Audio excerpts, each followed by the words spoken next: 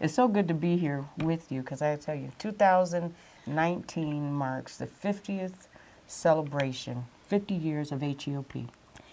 And I personally can't think of any better place to be with the person that was so instrumental to it all, who influenced so many lives, especially mine. So I thought it would be wonderful to come down and put you in the history books. Oh, gee, thank you. So why don't we just start with how it began at Hamilton? How did opportunity programs begin? Well, actually, it started me thinking about it long before it came to Hamilton, because I was a neighbor and a friend of an individual with the Board of Regents.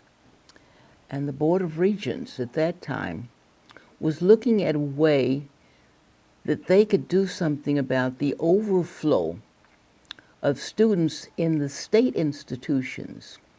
You got, at that time, young men and women coming back from the Vietnam War, and they were trying to get themselves educated. So consequently, the state institutions were full. And the Board of Regents felt that maybe the private colleges and universities could assist them in taking some of those students that would have been in the public institutions. Mm-hmm. So how can we do this? And here is where I sat with Imlin, not realizing that I would become a person that would be working with the colleges. But I came up with some ideas on how they could ask the private colleges to assist them with students that would normally not be admissible at their institutions. And he used those ideas with the Board of Education. And consequently, HEOP was born. And I would say it was roughly about 30 colleges in the very beginning that made a commitment. Yes, we will have a program. And Hamilton was one of those institutions to say yes.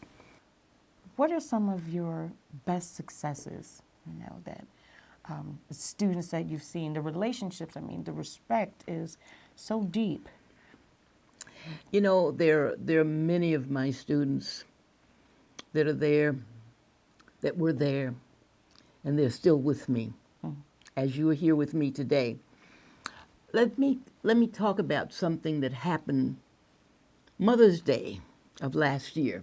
Okay. It was about 9 o'clock in the morning and the phone rang. And the voice said, "Miss J, can I spend Mother's Day with you? My family, they're still at my other location, job location, and I'm now here in Texas at the University of Texas at Austin." I said, "You are? Of course you can come and have Mother's Day brunch with me." Mm-hmm. And he came, and we had brunch together.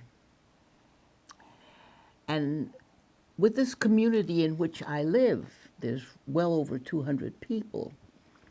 And there was Chris Johnson, a woman of color, with this blonde gentleman that was passing himself off as my son.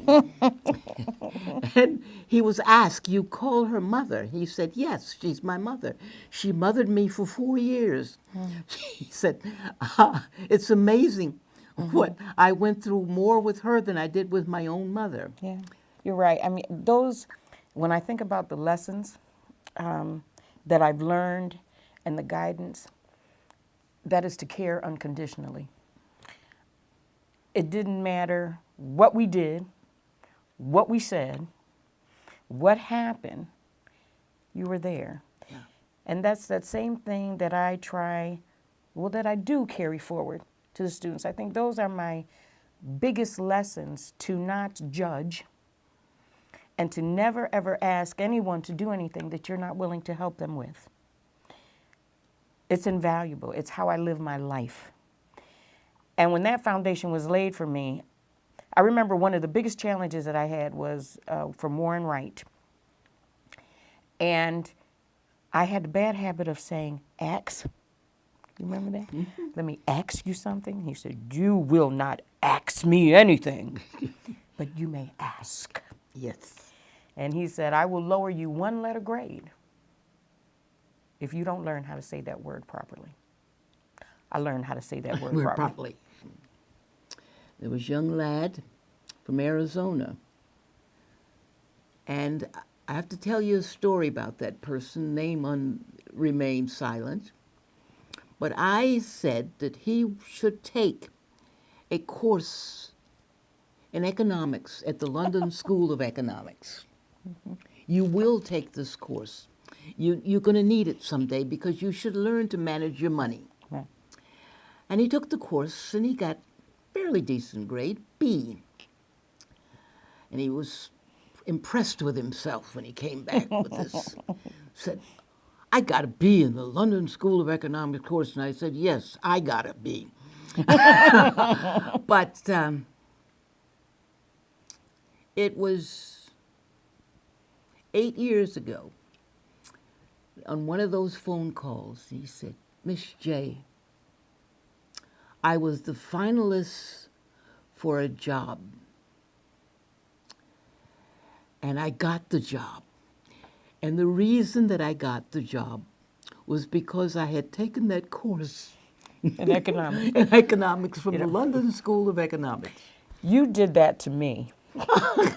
You made me take econ, Yes. and I didn't want to. Yes. The first job, my first job after graduation, economic forecasting. Who'd have thought? And I said, well, I know what that is. Yes. Okay. And I know how to do it. Yes. You had a great eye for that, for seeing down the road. And speaking of going down the road, when I was a student of color, one of 0.3% at Hamilton when I was there, it's changed a lot. We are now slightly under 30%. What are your thoughts? And you've never stopped working with students, I know this. And you've never stopped being involved in the community, wherever you've been. What are your words? What do you see? What do we need to be reminded of? How do we become more inclusive? Academics does not have any race or color. That's right. Okay? That's right. Yes. I think that is one of the most difficult challenges that we have had in educating the community in the world. This is not the People of Color program. Nope. This is for anyone who meets the economic and academic guidelines. These are people who have the potential to excel if given the opportunity to do so.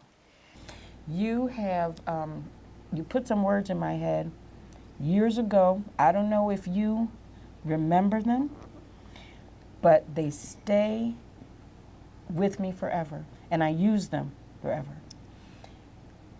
And you said, Phyllis, as long as you are willing to do the work, you can be or have anything you desire. Yes, but you have to make a commitment. You have to make that Commitment. Right.